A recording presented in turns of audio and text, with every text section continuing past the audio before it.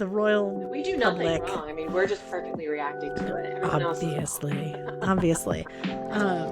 That's the point of this podcast, is that we are right and people should listen to us. There's your clip, business boys. There's your show promo clip. Hello and welcome to HR Confessions. I'm Rebecca Taylor. And I'm Kim Rohrer. We are bringing you unfiltered perspectives from the world of HR with real stories and no bullshit. And today we're bringing you a story about a company offsite with, shall we say, an unexpected curveball. Kim, any specific thoughts about this topic before we start, like offsites in general? I mean, when you say there's a curveball, like my mind goes in so many directions. Offsites are, I have a feeling I'm going to be hating on offsites a lot during this call. So I'm going to start out with a disclaimer that offsites are great. They are useful. They have their place. They are a lot of freaking work.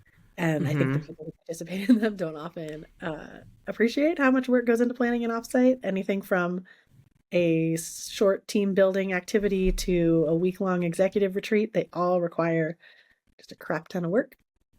And so much can go wrong in so many ways. I'm sitting here thinking, oh God, which way is it going to go wrong in this story? I can't wait. And especially because like you always want them to go right. And because you put so much work and so much money and like so much effort into the content piece, especially, it's like you really want them to go right. So then any little thing that starts to go wrong, it just feels so much more wrong than anything else needs to be. So and let's be honest, sometimes when you have an offsite, it's like pulling on a loose thread on a sweater, and that one little thing starts to go wrong, and then suddenly the entire thing unravels. Oh yeah. It's like, you know what we're going to talk about. Oh my God. I've just seen too much. Are you ready for your story? I'm ready. Okay. So our story takes place within the last few years. So like post-COVID, whatever that means, right up to when companies started doing offsites again. So kind of that first wave. Today's HR hero, Tommy, worked for a mid-sized company with at least one location in the US and one in Europe. He's the head of people and the sole HR person in this whole company. So 2 different regions, one HR person, head of people. The team was pretty evenly split between the US and Europe, but most of the executive team seems to have been located in the US, Tommy included. At the time of this story, Tommy's been with the company for a little over a year, working fully remotely. The company's in the midst of planning an offsite that would bring all employees together for the first time ever. So like, they'd never done anything like this before, so they really wanted to do it up. They picked a beach location in Europe where they could book up a beautiful resort and like turn it into like a retreat / work offsite combo thing. So they really kind of wanted to bring everybody together with a lot of drama, but also in that sense of we've barely been traveling for these last couple of years because of COVID. And so we really want to like break out. Rebecca, I'm getting very White Lotus vibes right now. I guess I could picture White Lotus. Yeah. That's what I'm imagining. So I'm fully ready. So in this story, the CEO's assistant, Brenda, was in charge of the details, with the CEO approving things along the way. So Tommy was basically in the regular update meetings as part of the leadership team throughout the months, like leading up to this. But Brenda was the one researching the resorts. She was the one who was in charge of all of the details. So finally, she announced that she found one that had tons of good reviews and was willing to give them a really good price. So she's like, this is it. This is like a great deal. It's in a cool location. It's close to our European office, so we won't have to fly everybody in. Like everything is coming up, Brenda. And this was like also, remember when the travel industry was kind of coming back from the pandemic. So everyone was getting really good deals. So no one was really very suspicious of anything. They were like, oh, that seems too good to be true. But okay, that makes sense because everyone's just trying to get people to stay places these days. So no one had like too many follow-up questions. They just see the place, they see the quote, Brenda's ready to go. They're like, go ahead and do it. The CEO greenlit it. So Brenda, she goes ahead and she books everything. So naturally, there's a lot of buzz within the company. Like people are really excited to meet in person. So a lot of them, again, have never met in person. They were kind of hired during the pandemic. For a lot of them, this was going to be their first vacation, quote unquote, since the pandemic. So they'd never really left home. They were like ready to go. People were very ready to be on a beach and spend some quality time together. Yeah, I And bet. so what was that? I said, yeah, I bet. Yeah. And so part of the plan was to keep the actual resort a secret until it was closer to the trip so they could keep building the anticipation. So the employees knew they were going on an offsite. They knew they were going out of the country. They knew what country it was. And they knew the city they were going to, but they didn't know the actual name of the resort. That was like where the anticipation was. So, Kim, in your HR experience, have you ever been part of planning an offsite? Like, Yes. how is HR typically involved in this process, and what are some of the things that HR tends to look out for? Well, now in this case, there's a Brenda. There's not always a Brenda who's doing all of the logistics and whatnot. Yeah, So we love a often, Brenda. yeah, often HR is doing all of that. But I mean, my heart immediately goes to um, sleeping arrangements, rooming assignments, and since they got such a good deal, I am hoping and praying that they're not trying to force people to share rooms with their coworkers. But I have been there. Uh, I have been there several times, negotiating with the executive team, who's like, "What does it matter? People can share a room." And I'm like, "No, you can't ask adult coworkers to have a slumber party. Um, you can ask if anyone wants to, and then like, sure, let them go bananas." Um, but I'm also looking at concerns, like putting into place, um, I hate to say it like this, but like a harassment hotline, some sort of HR hotline that people can call during the trip if something goes wrong, if something happens. I don't know how big the company is, but anything over 100 people, and I want to have some sort of private HR hotline that people can call.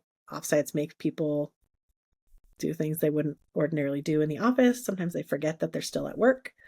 So I'm immediately jumping to like, how do we protect people? How do we keep people safe? I'm looking at meals and inclusion around people's dietary preferences. I'm looking at our swag, and is our swag size inclusive? I'm looking at, are there actual work plans for this retreat, or is this just like a fun and games, everyone bond with each other retreat? Like, because if it's like a working offsite, it's probably on me to formulate the agenda and the plans. And I want to think about, like, are we making the best use of people's time and doing things that we can only do in person versus things where it's like that could have been an email. Um, when you are planning a corporate offsite that requires travel and lodging and time off and people having time away from their families and all of this stuff, you have to make sure that it is absolutely worth it. And I don't just mean worth your money, but I mean worth people's time, worth people's energy, worth the disruption to your daily course of business. You really have to be thoughtful about what you're planning. And usually it's on HR to make sure that happens because no one else is thinking about how do we make sure this is actually a useful and good experience. No. I will reassure you, and I will say that they were not expecting people to share rooms. So, because that was my first initial thought. I was just like, oh man, are they going to be expecting people to bump up? So that wasn't a consideration. So that's always good. Oh, okay, great. It was like score one for them. And the employee count, I just know that it's a mid-sized company. So I'm guessing it's a couple 1,000? thousand. Yeah. Okay. A couple hundred to 1,000 maybe, because they're split between Europe and the US too. So it's like, it seems like they've got a group, in the country where the offsite's taking place, and then a group in the US. So there's, so that's sort of the general size of it. So as you said, there's a lot of work that goes into it, and HR usually ends up taking up some of the brunt of it. I actually don't think that HR should be responsible for coming up for the entire agenda for the offsite, because we're here to facilitate, but the offsite, this one in particular, is sort of like working offsite combined with retreat vibes. So basically they wrap up work, they wrap up their sessions for the day, and then they can go to the beach. They can do kind of whatever, because it's all sort of in this one spot. Then they can go to their mandatory fun, as we say. Yeah, they can go to their forced fun. Yeah.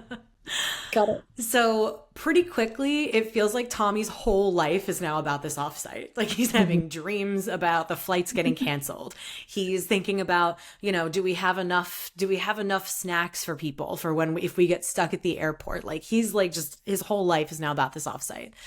Brenda's been leaning on him a lot for support, even though she reports to the CEO.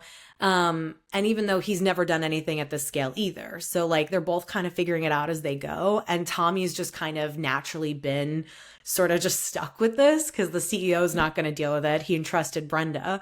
Brenda's not getting support from anybody else. So she goes to Tommy.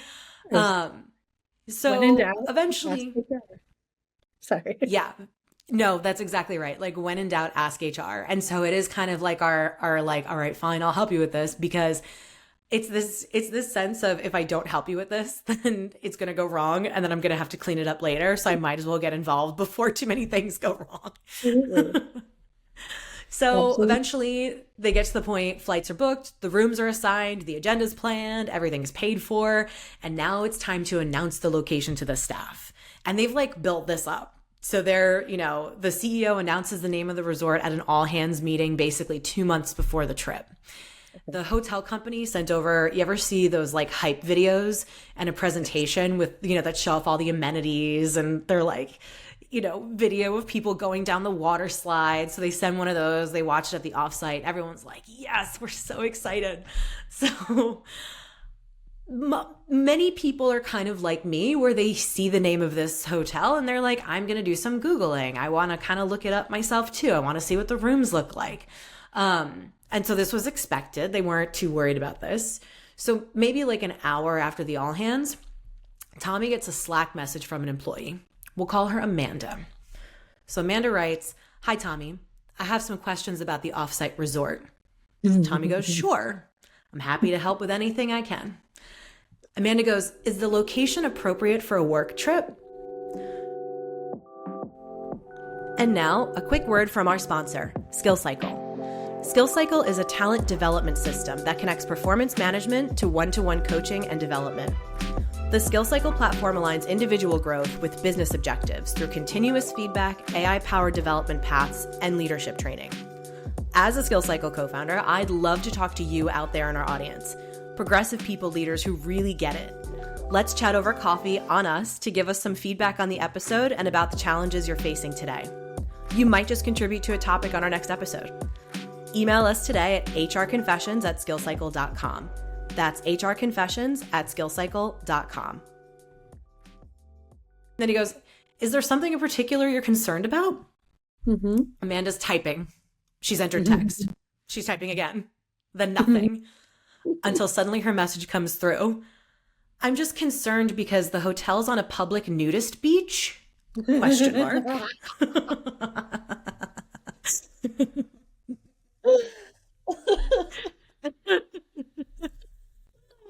That didn't come up in the research, clearly.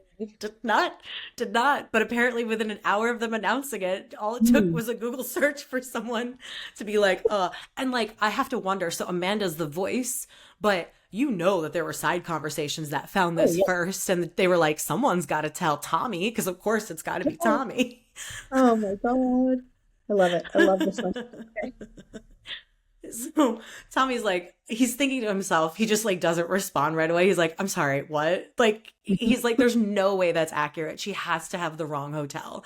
He's like, "Brenda and I have put so much into this. We've done all the research. She has to have the wrong hotel." So he just responds very neutral, doesn't want to dismiss her because obviously like, she could be uncomfortable for being the one who had to bring this to him. He goes, "Thanks for bringing this to my attention. I'll look further into this and we'll be in touch." So just sort of like, let me deal with this later. Let me see what's going on. Well, it doesn't take long. What? He's like immediately typing to Brenda. Like, "Brenda, what is going on here?" Yeah. Well, before he even brings it to Brenda, he's like, "I need to see this for myself." So it doesn't take long for him to Google the resort and see that it is in fact on a public nudist beach. Like, it's very easy. If you look past the first, like the ads that come up in the search for the hotel, if you look past that, you immediately see that this is like a known thing. Of course, this detail was not included in any of the brochures or any of the info that they provided over the months that they spent planning this thing. Like, they've been talking to the hotel people. Hold up. And like, by the way, okay. You're telling me that when Brenda picked this hotel, Tommy didn't do a Google search? Come on, Tommy. I mean, I'm not saying really it's Tommy's job. No, but I would be curious if I don't know, maybe I just don't trust people, but I'm like, if Brenda was like, hey, I found the resort, this is the one, I would do a very quick little Google just to be like, cool, what's the resort she found? Let me like, before I say, great, let's go, let me just like take a peek. But See, maybe maybe I this just is where I'm not a don't. good Googler. Yeah. Maybe I'm not a good Googler because, like, I would Google it and then I would probably click on the ad for the resort or whatever and just like go to their website and look at their website, read the reviews on the website. I don't know if I would look at the rest of it. I don't know if I'd look at TripAdvisor because I don't know if I'd look I at Yelp absolutely. because, like, those can And just be so touch and go. I'm not saying this as a like as a point of pride or something that I'm saying everyone should do. I just know that my own personality, I would be Googling the shit out of that. I would be on page 10 of the search results looking at every TripAdvisor review because I trust no one and I want to make sure that Brenda is not secretly booking us at a nude beach. That would not have been my first guess of how things could go wrong. But now I'm also wondering, is maybe Brenda did it on purpose? Maybe she wants to go to the nude beach. I don't know. I don't know. I don't judge. I mean, I wouldn't do it for a company retreat, but maybe that's Brenda's jam. Well, what's Great. kind of funny is that, I mean, I would kind of look at it as like, these are my monkeys, but this isn't my circus. So it's just Hmm. like, I'm not the one who's planning the offsite. This looks fine. This looks normal. It looks clean. This is Yeah, fine. but Go for it, Brenda. I'm not your boss. I'm not involved. This is good. but So, no, you said this before, Rebecca. You know it's going to come back to you when there's a mess to clean up. And poor I know. Tommy is on the front lines of receiving And now all of Tommy's learning. And now he's poor learning. And like, here's the thing too. It's like, it's not even like they can avoid it because right, the beach is connected to the hotel. right, So right, like the hotel restroom facilities and the showers on the beach, those are all right. open to the public. And you know what? Um, You know what? I'm just thinking this is a perfect example of how HR leaders go from enthusiastic go-getters to cynical people who don't trust a soul and hate everything. This is a perfect example of how that change yep. happens. Yep. It's like the I never want to go to an offsite again. I never want to Yeah, go to a holiday party again because like I don't want to deal with this stuff. no. Welcome to the dark side, Tommy. Yep. And so if it's any consolation, the beach doesn't require nudity, it simply allows it. So you can sit on the beach in a bathing suit if you want. It's not like they're not allowed. So, if that helps at all, just I in as mean, you're thinking about this. not in the context of a company offsite where that is the beach I'm sending all of my employees to. Yeah. So Because, you know, immediately Tommy jumps into problem solving mode. Like, how bad is this really? What are their options? They can't cancel since the trip's right around the corner. The hotel, the flights, everything's already paid for. The deposits are non refundable. And like, this is the whole company that's going. They're flying people in. This is like a lot of money is already spent on this thing. you must stay in Yeah. the hotel. No beach allowed at this beach station. So he pings Brenda. Hi. Whenever someone starts a Slack message, that's just hi, period. Yes. It's not great. It's not one you want to see the rest of. So he goes, Mm-mm. hi. Amanda just brought something to my attention regarding the offsite location that needs to be discussed. I need your help getting the executive team to hop on a huddle ASAP because they're like all on Slack because they're all remote. So like, what are some of the things you'd do here if you were in Tommy's position? So you're not even giving Brenda the heads up. You're just like, hey, I just found this out. We need to act. We all have to hop on a huddle. I don't want stuff documented. I don't want anything else written down here. Like, let's just talk. So what are some of the things that you would do if you were in his spot? I mean, I don't really agree with Tommy's approach here. I think he should take this up with Brenda privately first because this was her call, this was her hotel, this is her booking. And like, do you really need to bring the entire executive team into this until you have more information, until you have a proposal or a plan? I don't think it's worth anyone's time to bring the entire executive team into this decision-making process because frankly, that's too many cooks. And um I think Tommy should instead go to Brenda and say, not this like vaguely threatening, we need to address something. Just say like, Amanda has brought to my attention that the resort we booked is on a nude beach. We need to discuss. Can you and I hop on a huddle to talk about? Because maybe Brenda has info that you don't have. Maybe during the week that your company is there, the beach is closed to the public. I don't know. Who knows? Maybe she didn't know, and now she's going to be just as oh shit as you, and you can figure it out together. But doing this in front of the entire executive team, I just don't see what they're going to add at this point, and I would rather talk to Brenda, get aligned on a strategy, and then bring it to the exec team and say, "Hey, everybody, this is what we heard. You've probably heard from people by now that this is what's going on. Here's what we're going to do about it. Now we're problem solvers. We're not like running around like chickens with our heads cut off." Yeah, we're not reacting. We're now Yeah. solving. But it Yeah. sounds like that's not what Tommy did. So please. No, I agree with you. I think at minimum could have talked to Brenda first and said, "Hey, so I found this out. What do you think?" Like, because this is Brenda's project. So I don't think that Brenda had the intention to sabotage this, because this is like her first big project. You know, she's assistant to the assistant to the CEO. Can't even say those words together. So I don't think she sabotaged it. I think she would just be just as like, oh my goodness, and like embarrassed too, just to kind of like, you don't want to talk about nudity with your CEO. Like, it's the last person you want to talk to about that. If it's your executive assistant, you probably already have. Let's be honest. It's a whole other thing. That's a different podcast. But Tommy's kind of also. Sorry, go ahead. Just like professionalism and respect and collaboration is like, this should be a Tommy and Brenda problem before it's an entire executive team problem. And also, if I'm on the executive team and I'm like, you know, the CMO or the like CTO or something, I'd be like, great, thanks for telling us. We've heard things too. What are we going to do? So until Tommy and Brenda have a plan, why are you bringing everyone in yet in a meeting? How come Tommy's the one who has to come up with the plan? The offsite's not his thing. And Brenda does. Brenda needs to come up with a plan, but Tommy and Brenda should talk privately, because this is now like someone has raised an issue with HR that requires a solution from someone else. So he needs to come to Brenda as if this is an HR complaint. You know, he says, I heard this thing. Here's why it's concerning. Is there some piece of context that I'm missing? Or what do you think we should do about this? And I agree. Like, in the interest of company culture and morale and, you know, general organizational effectiveness and all of those things that usually are part of HR's job, probably it is going to be partly on Tommy to turn things around, because it's so far out of scope for sales, engineering, product. Even if you are thinking if you're thinking in like first team philosophies and you're like, the executive team is our first team, that's the team that needs to come up with a resolution for this. You don't necessarily have the skill sets and the context and the experience in that room to come up with the right solutions. So Brenda's going to need a thought partner, clearly. So the two of them should come up with a couple scenarios and then present those to the exec team. That's what I think they should do. I agree. And I think empowering Brenda to be part of the solution too is a really important message about how our culture treats moments of not failure, but, you know, treats bumps in the road, right? Or just something kind of going wrong.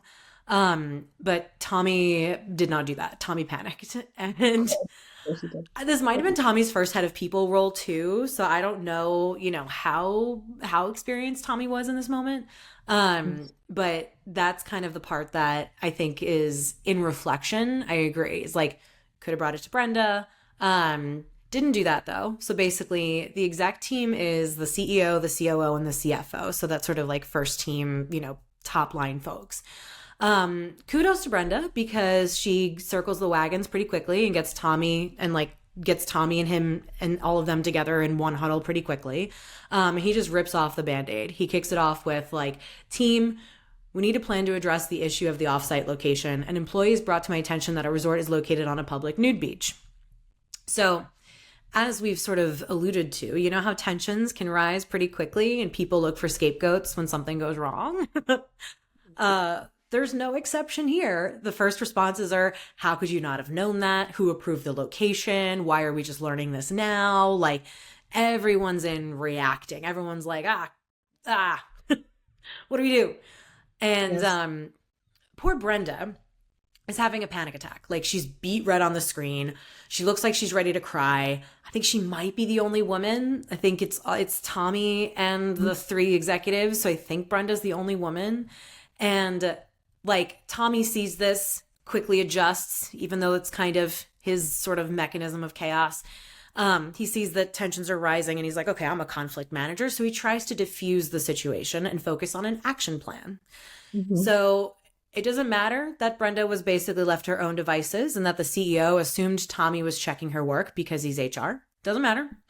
Even though this wasn't his project, she doesn't report to him and he's not the one signing contracts or paying deposits. It's all like, you all had a chance to Google this too. Because like, I don't think that they're that big that the CEO, the CFO, and all of them couldn't have been bothered to do it. They were all, everyone was just kind of deflecting or just assuming the other person was doing it, or like wasn't really looking at the stuff that Brenda was presenting to say, this is all the stuff that I came up with. They're just like, yeah, sure, that's fine. So like everybody I think is at fault here. It's kind of like everyone sucks here. Like CEO wasn't paying attention. The CFO's sending all these deposits and isn't even looking at like what the place is. Tommy didn't go to the second page to see what the reviews were. May I cut in for a moment here, Rebecca? May I cut in? Yes.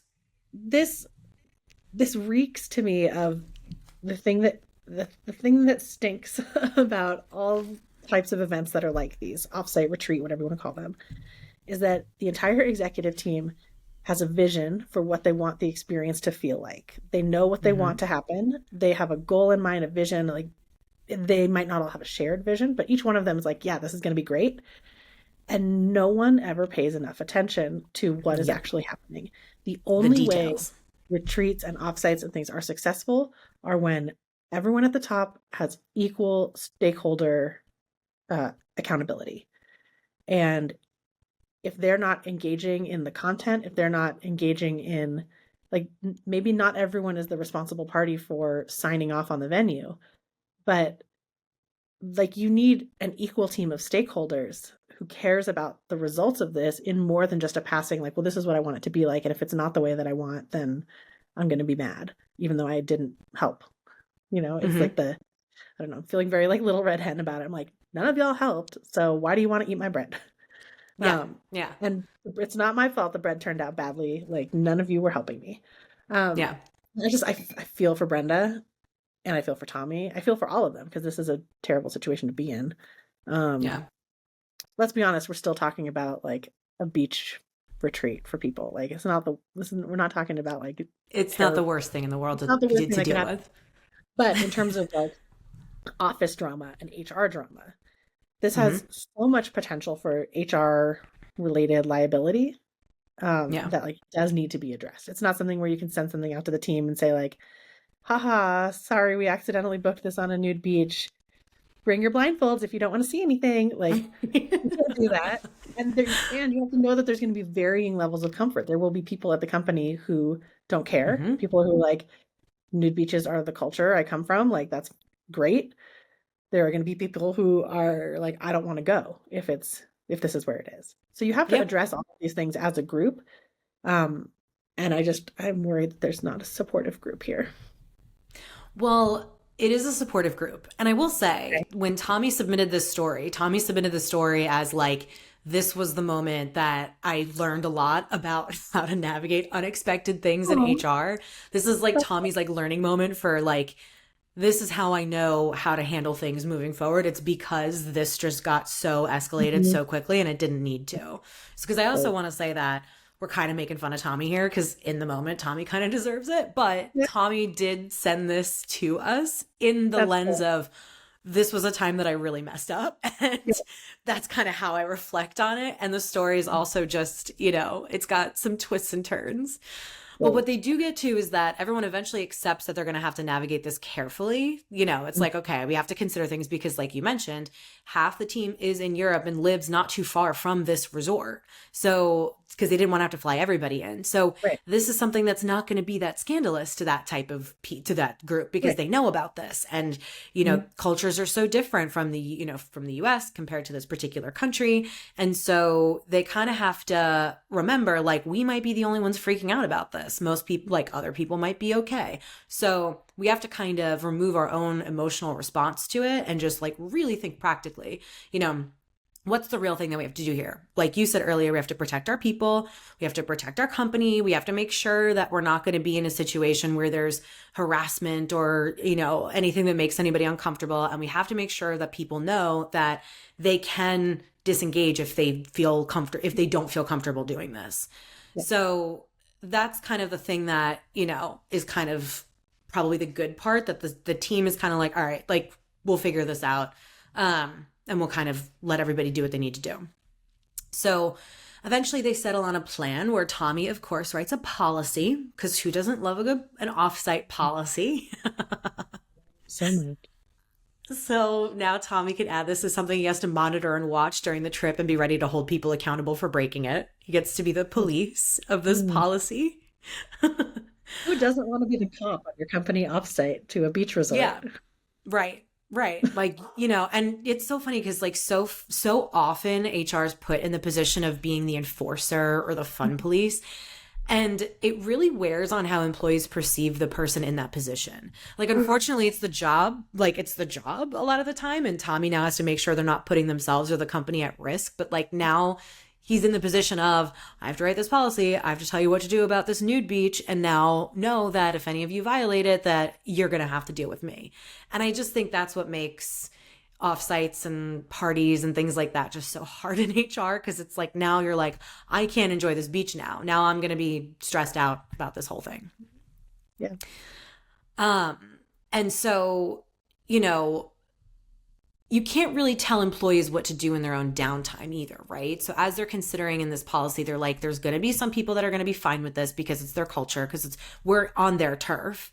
Mm-hmm. And you can't police what people do in their downtime. So it's like when we're done, it's kind of one of those like, yes, you're here on the company dime for a company offsite, but when you're out of it's also supposed to be sort of a retreat. So if you're not in the agenda session and it's in sort of the free time part, you have to kind of be careful about language, because you don't want to offend people who this is their local custom, or if they're like, this is my, you're coming to my town, to my beach, and you're telling me that I can't just be here the way that I'm normally supposed to be here because it makes, some of you uncomfortable. So it's complicated to write policies like that.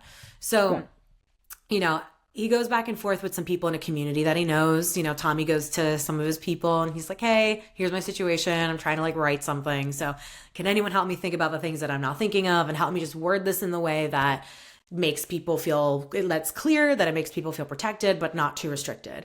So he writes something along the lines of, this is like sort of paraphrased. But as you may know, our hotel is near a naturalist beach, which is not uncommon in the region we're visiting, setting expectations. We want to be respectful to local customs and traditions while acknowledging that we are at a work event. Please use your judgment if you decide to engage with local customs and uphold the integrity of our company when in public spaces. What do you think? Uphold the integrity of our company in public spaces is too vague and too shamey. This is paraphrased, to be fair, because I didn't want to have the exact policy, but it's basically But the idea of like, we want to respect local customs, but don't make our company look bad. It's not explicit enough. And especially when you're dealing with something that is local custom or local norms, it's really hard to enforce. Like I agree you need some sort of a code of conduct. And I've been in situations where people did things on their free time that violated our company code of conduct. But it's too vague to tell people like, don't do something that makes our company look bad. Mm-hmm. You need to be specific about things like, if it's illegal, if it's harassment, if it's in violation with our documented code of conduct. Like this statement that you paraphrase doesn't give enough guardrails for people to actually know how they can and can't behave. Mm-hmm. Like, yeah, because my version is, how do I know if I've broken this? Like, how do I know if I've violated this agreement? I don't know. Yeah. So that's the thing, because my version is paraphrased, but the original is equally kind of vague like that, where it's like, it's not explicit, and there's a lot of the unspoken rules Yeah, you type can't have unspoken things rules if you circling want to there. enforce them. Yeah. Yeah. So it's kind of like it's really hard to violate the policy, but it's also really hard to uphold it because it's not really clear what Mhm. it is. Yeah. So this was sort of the best. This was the best that they did. And one thing that I think was the right move was not telling people to not partake. Like it's Hmm. not like he's like saying like you can't go and you know, or if you do go, you can't, you know, partake. So I do think that was the right move, just kind of saying like, hey, just so you all know what's going on, you know, use your judgment if you want to, you know, contribute or not. Know that your coworkers may, if you don't want to accidentally see your coworkers naked, if that might make you uncomfortable, then don't go to the beach. Right. Um, you know, so I do think Yeah. they did that part right because then it's like it's not as policey and it does feel, I think, more Hmm. inclusive. Yeah. Um, and so, you know, and what they also decided to do, so this was sort of part of the action plan. So they had this policy. They did get the executive team, kind of like I said before, to be open to let anybody who's uncomfortable with the situation just opt to stay home and join remotely. So if they're just like, you know what, I don't feel comfortable being around this. So even if it meant eating some of the cost, they were like, you know what, if that's a thing, that's fine. Yeah. Ugh, sorry, I know I'm interrupting you a lot on this one, but I have so many feelings. It's That's the point. yes, yes, you want to give people the opportunity to opt out, and you have to, you got to do it in a way that's not going to like ostracize them. Because at this point, it's Mm-hmm. like if it's like two people who opt out because they're like, this offends my religion, or this offends me personally, or I just don't want to even risk that I'm going to see my coworkers naked, or in my mind, I want to quit this job anyway, and this is a good excuse not to go to this thing I don't want to go to.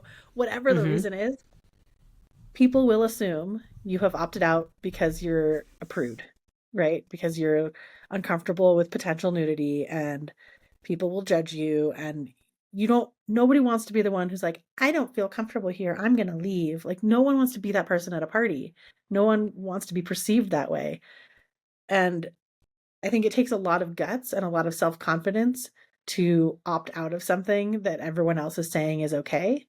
And this is another instance where this is where like HR does need to be involved, because um you're creating potential systems of discrimination is not the right word. It's not like legal discrimination, but But like you otherness. otherness. Yeah, you're Yeah. creating the opportunity for employees to other each other in a way Mm-hmm. that's not good. Yeah. And so like I do think you need to give people the option to opt out, but you also need to find a way to make it okay and like actually psychologically safe for them to do that.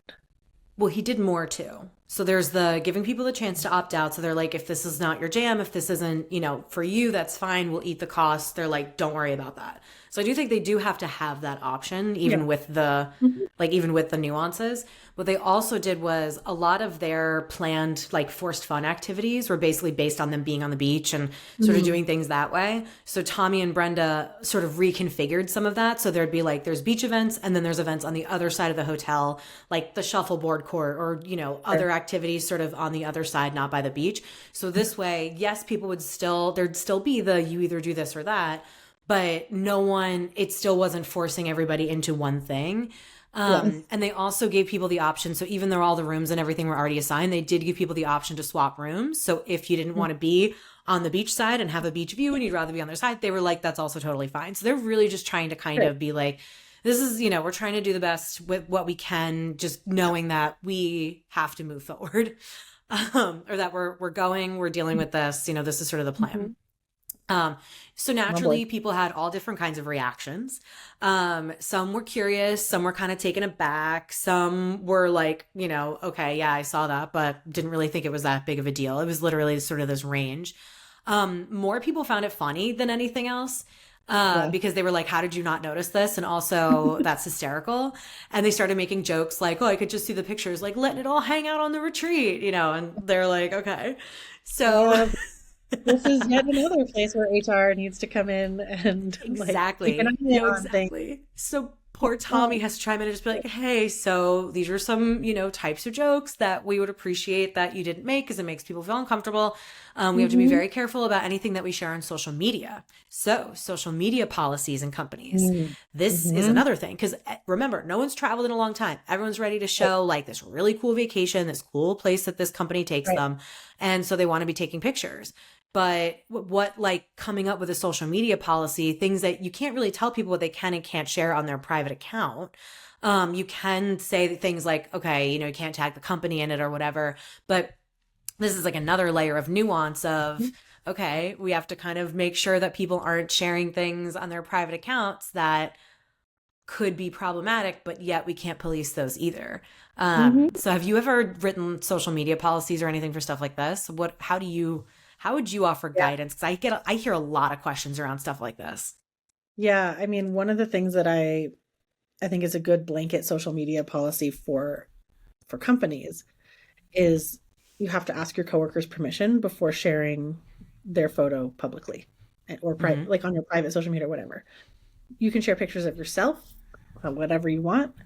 If you're tagging the company, it has to, you have to be doing, you can't do anything that's violating our code of conduct or breaking the law, which would violate our code of conduct, even if it's just a picture of you.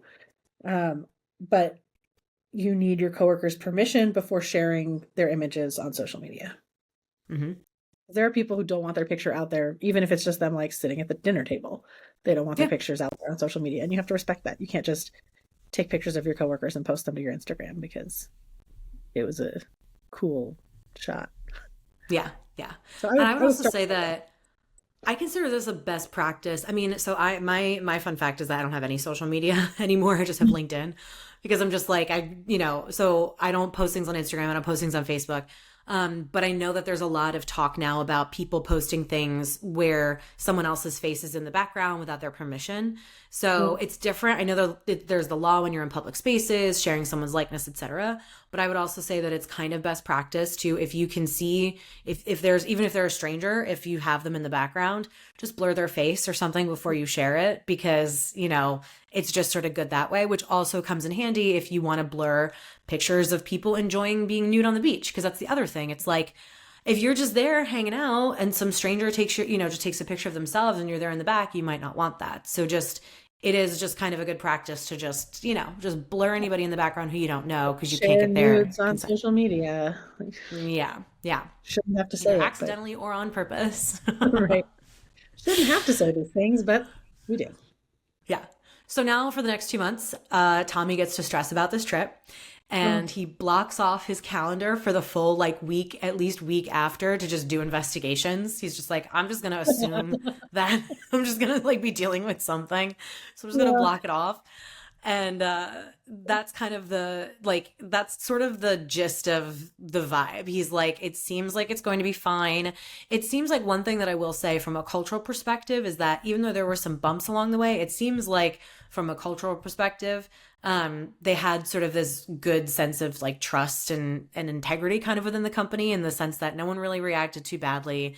Everyone's kind of just like, you're good. There we go. So no one reacted too badly. No one was they're kind of just like, oh, okay. And, they're like, okay, this is fine. So we're almost at the end. Okay. How do you feel? I know this one's got a lot of feelings in it. I mean, I feel mostly sad that Tommy and probably also Brenda are not going to get to enjoy this trip, because they're going to be so stressed out the entire time waiting for something to go wrong. I'm hopeful that it goes okay and that there are no major problems or investigations. It seems like, best case scenario, it seems like the company largely was full of people that are like, this is hilarious, let's go. And more likely than not, Tommy's policing is going to be around people who are too freely enjoying the amenities, and there's going to be jokes that make someone uncomfortable. There's going to be people feeling pressured to go to the beach when they don't want to. There's going to be all the usual things that come up on a company retreat, but amplified for some reason, because it's around nudity in a way that I think when it's like I've dealt with this with like with drug policies before. Like when a company is Hmm. going to someplace where a drug is legal, where it's not legal at home, and everyone's like partaking in the drug because it's Yeah. okay to do there. And there's someone who doesn't feel comfortable doing that, doesn't want to do that. And then they're left out, they're not included in the stuff. They feel pressured to do it when they don't want to. Um, in some particularly bad cases, they felt like they were being bullied into doing doing drugs that they didn't want to do. Yeah, that's not Um, good. and like, I could see all of those things happening in this environment, and I imagine that Tommy is feeling like he's going to be just dealing with this for the whole time, and he deserves a vacation after this. He has a vacation from his offsite. Yeah. I mean, anyone who So, plans an offsite that involves travel and stuff like this, like yeah.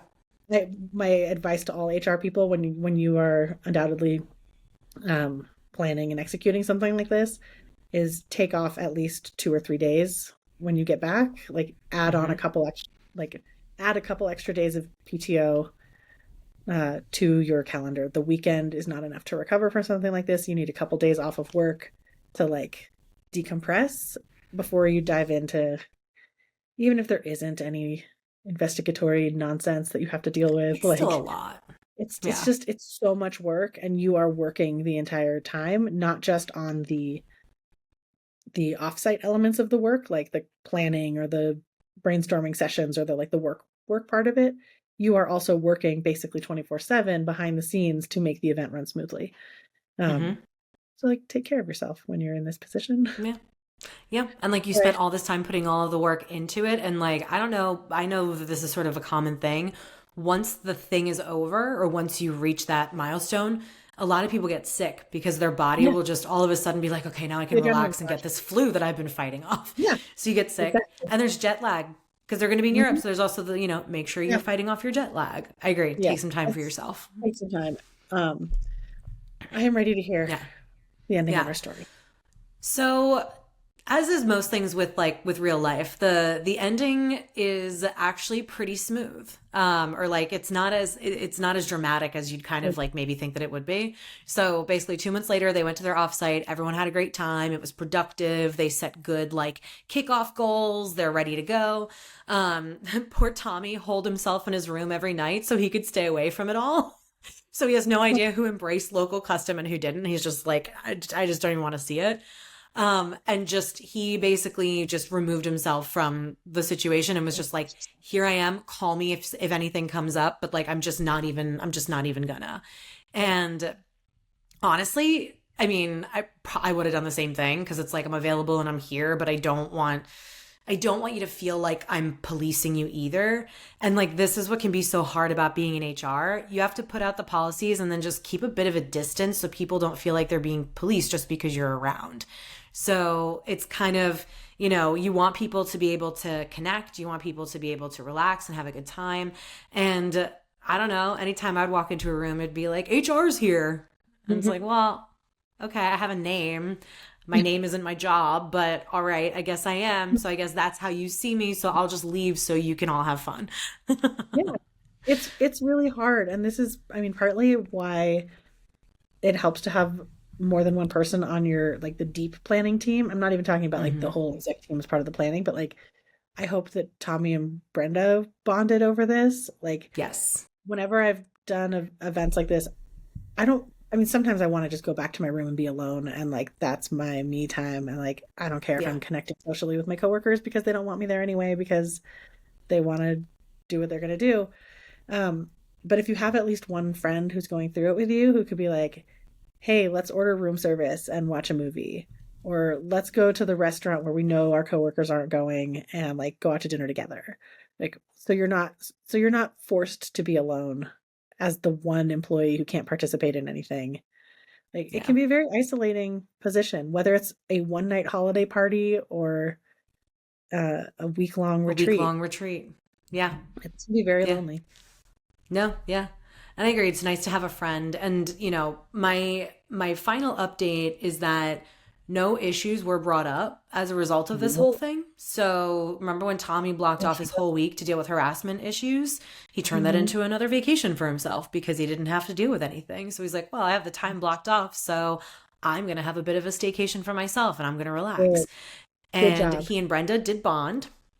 He and Brenda bonded, and he became sort of her. She expressed that she's interested in learning more about HR and she wants to Aw. kind of explore that as a potential career because she sort of, she was an assistant. She took the job as a way to get started. And she's like, oh, I've learned a lot from you. And so would you mentor me? Because I'm thinking about starting a career in HR. So he's currently mentoring her. And they've since planned another offsite since then, and it was less dramatic. It was very, I mean, I could imagine it probably ran like clockwork because they But basically faced any this hurdle one that they is could. this one's accidentally on a cocaine factory Yeah, farm. yeah. It sort of Whoops. became this catalyst. Well, I think what's kind of like fun about the story is that it's kind of just like nothing actually really happened. It's just sort of, it was dramatic that there was this like retreat and everybody had to sort of react to it. But I think the magical part of it is it made someone who wasn't in HR interested in being in HR. And Tommy, I think in particular, submitted this as his like, this was the moment that I feel like I really became the head of people because I messed some things up here and learned a lot from it. And that is such a strong thing to be able to do, to Yeah. just sort of say like, hey, this was a challenge that I faced and I dropped the ball here. I learned a lot from it and now I'm, here to be better. And then just sort of talk about it and share that story, I think was just really cool. Yeah. And That's really powerful.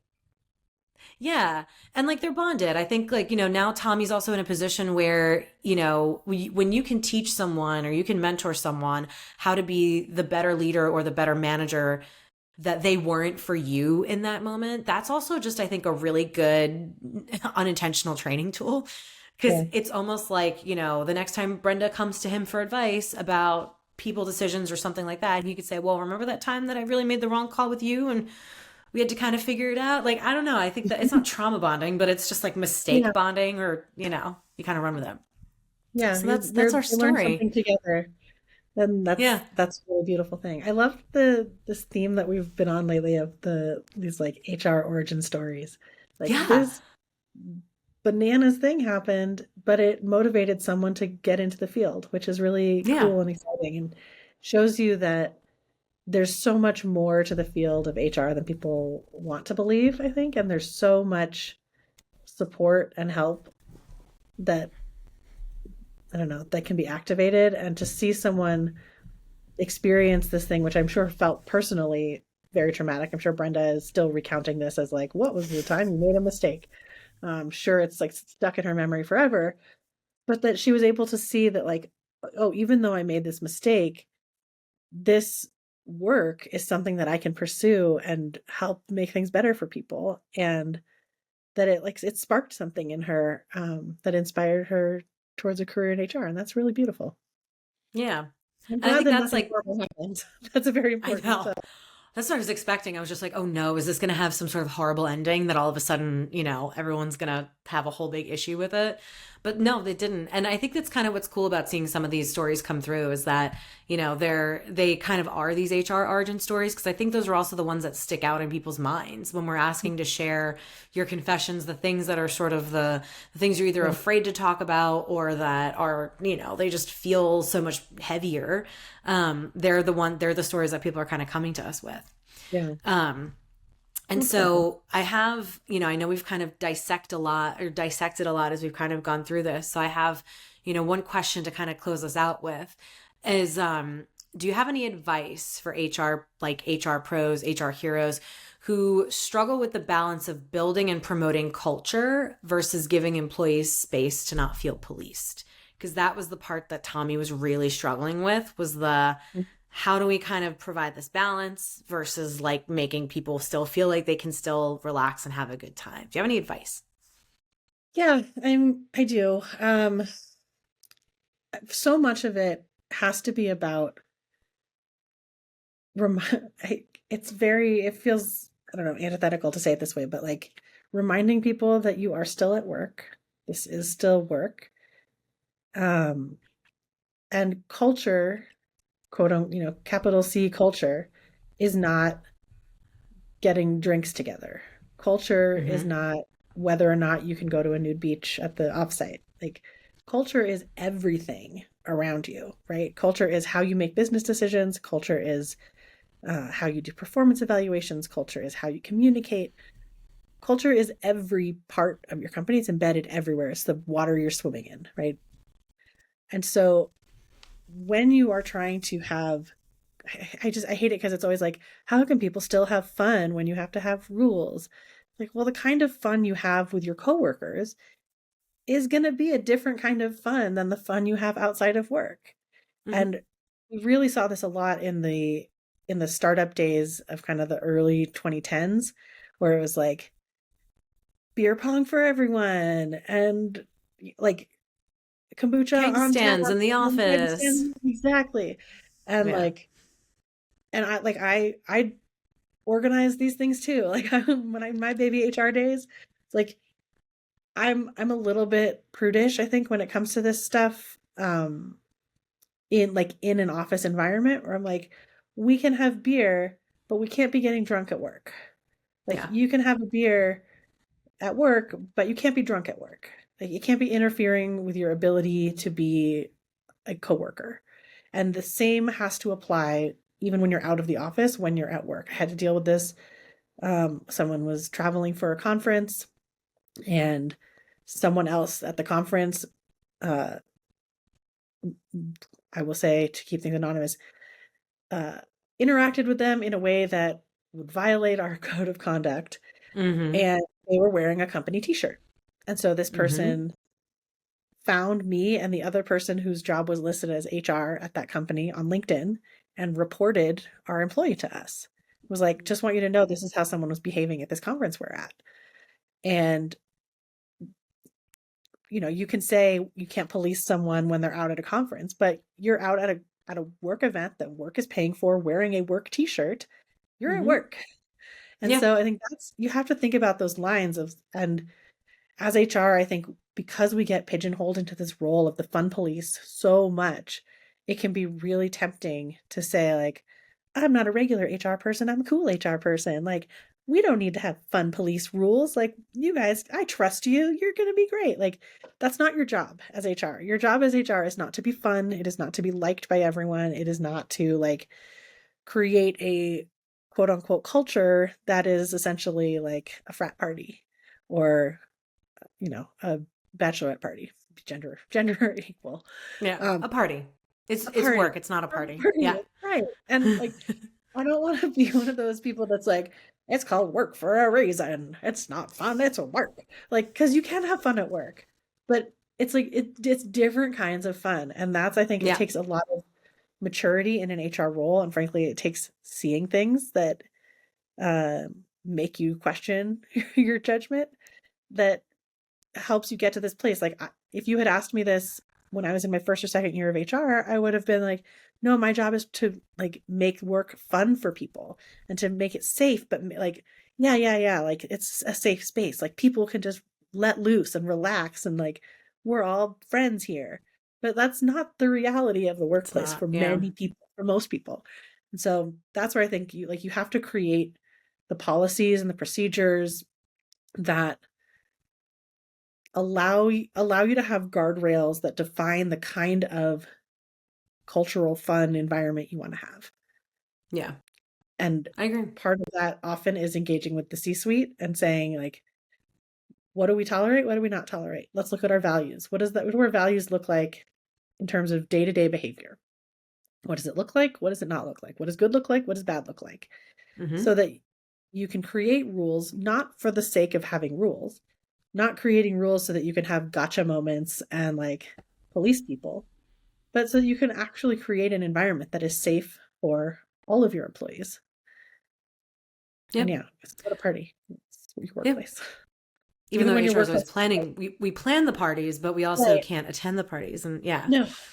Yeah. No, I agree. And I'd also say that there's it's not so much about policing, it's about upholding the standards for a work event, like you said. Mhm. And it's also about really connecting with your leadership team and managers and making sure that they also are bought into the whole idea. So that's where it gets really hard when HR is the only one that's like, you can drink, but you can't get drunk at work. Or, then you're fighting this battle where you're constantly just trying to get someone to listen to you.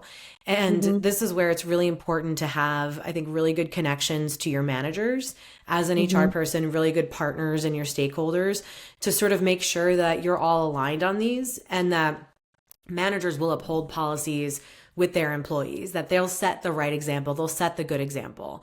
And that's where sometimes, leadership training kind of falls short because we learn so much about leadership when it comes to conflict management or strategy building or things like that.